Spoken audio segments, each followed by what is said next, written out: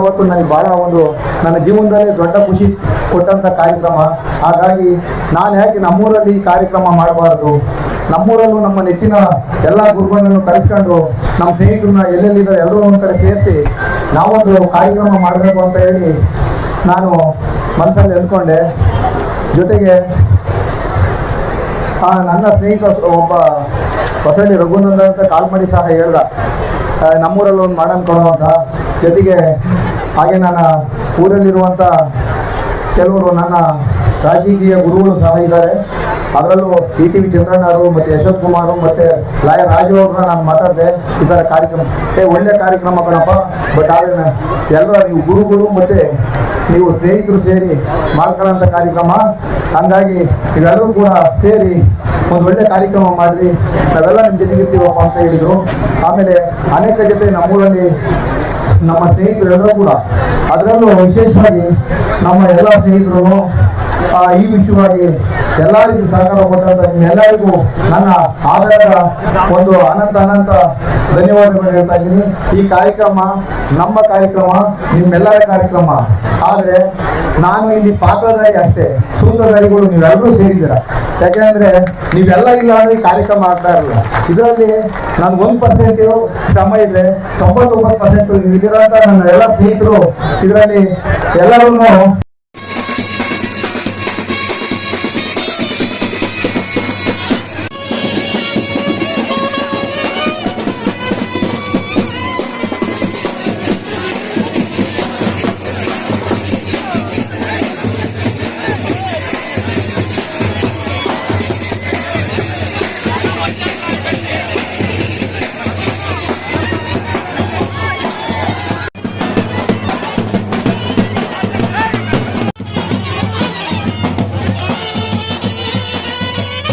ಈ ಸಂಭ್ರಮದ ಗುರುವಂದನ ಹಾಗೂ ಸ್ನೇಹ ಸಮ್ಮಿಲನ ಕಾರ್ಯಕ್ರಮವನ್ನು ವಿದ್ಯುಕ್ತವಾಗಿ ಉದ್ಘಾಟನೆ ಮಾಡುತ್ತಿದ್ದಾರೆ.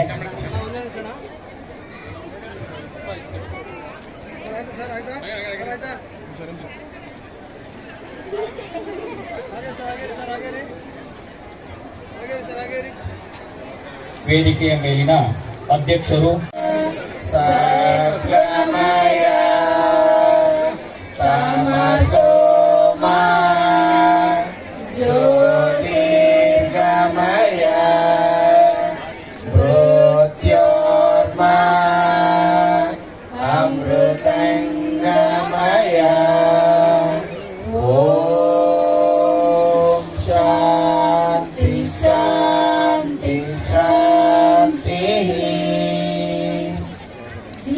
ಜ್ಯೋತಿ ಪರಬ್ರಹ್ಮ ದೀಪಂ ಜ್ಯೋತಿ ಜನಾರ್ದನ ದೀಪಂ ಹರಿತು ಮೇ ಪಾಪಂ ಸತ್ಯ ದೀಪ ನಮೋಸ್ತುತೆ.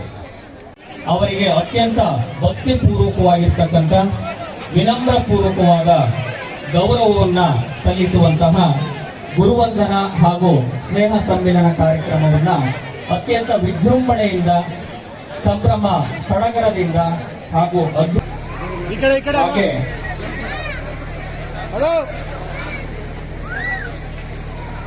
ಅವರಿಗೆ ಎಲ್ಲರೂ ಚಪ್ಪಾಳೆಯನ್ನ ತೊಟ್ಟುವ ಮೂಲಕ ಎಲ್ಲ ಇಂದಿನ ನಮ್ಮ ಹಿರಿಯ ವಿದ್ಯಾರ್ಥಿ ವೃಂದದವರು ಹಾಗೂ